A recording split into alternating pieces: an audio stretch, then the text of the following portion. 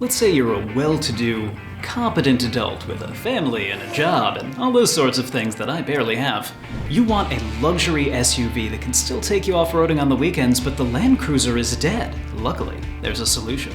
The Rivian R1S. The exterior of the Rivian is gorgeous. If you've ever seen a Jeep Wagoneer, imagine if that looked good. That's more or less the Rivian. There's no vast expanses of bland body color, despite being a large slab-sided SUV. Instead, every proportion has been carefully thought out. The height of the wheel, to the fender, to the body lines, to the roof, everything makes sense and comes together into a package that isn't so much bland as it is deliberately understyled and sleek.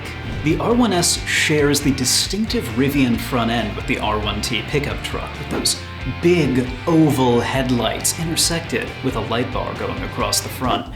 It stands out in a field of sharp, angry-eyed SUVs. It's something unique, but not something that feels it needs to prove how unique it is. The interior of the Rivian is just a nice place to spend your time. It's bright, it's airy, it's open, with big windows and a low dash.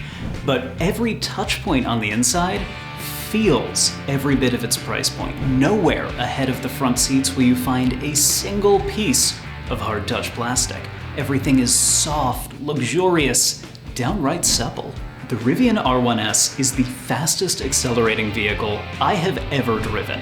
A 3-row SUV that hits 60 in 3 seconds. That is absurd.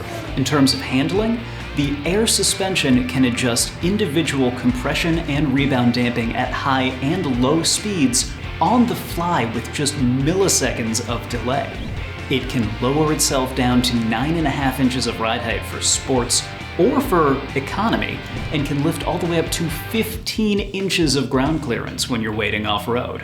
And once you get onto those trails, the grip, the articulation, the clearance makes it a breeze going through even pretty gnarly trails in a bone stock vehicle. The Rivian R1S really only has one explicitly direct competitor, and that's the Tesla Model X. As another 7-seat electric SUV, it's the closest match, but it's still pretty different in its target.